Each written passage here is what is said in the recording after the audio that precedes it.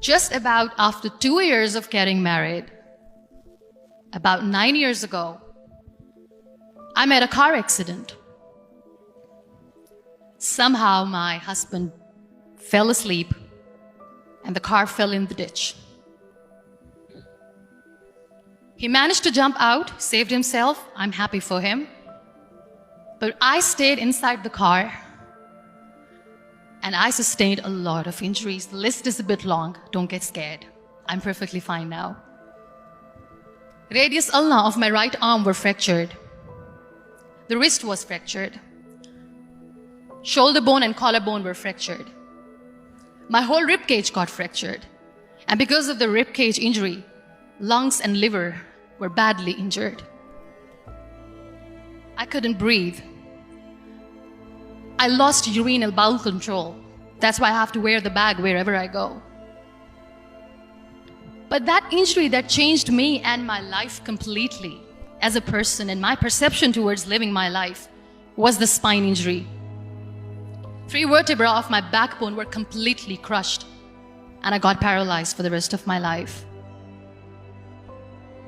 So this accident took place in a far-flung area in the outskirts of a very small province, Balochistan, where there was no first aid, no hospital, no ambulance. I was in the middle of nowhere in that toppled car. Many people came to rescue. They gave me CPR. They dragged me out of the car. And while they were dragging me out, I got the complete transection of my spinal cord. And now there was this debate going on. Should we keep it here? She's going to die. Where should we go? There is no ambulance. There was this 4-wheeler Jeep standing in the corner of the street. They said, put her in the back of the Jeep and take her to the hospital, which is 3 hours away from this place. And I still remember that bumpy ride. I was all broken. They threw me at the back of the Jeep and they rushed me to the hospital. That is where I realized that my half body was fractured and half was paralyzed. I finally ended up in a hospital where I stayed for 2.5 months. I underwent multiple surgeries. Doctors have put a lot of titanium in my arm. There's a lot of titanium at my back to fix my back. That's why people in Pakistan call me the Iron Lady of Pakistan.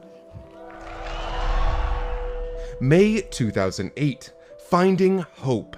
While lying on a hospital bed with a broken body, Mazari began to paint in order to distract herself. She started painting to add some colors to the sad, dull moments. It was painting that kept her alive. April 2010. Fighting life. Being bedridden for 2.3 years,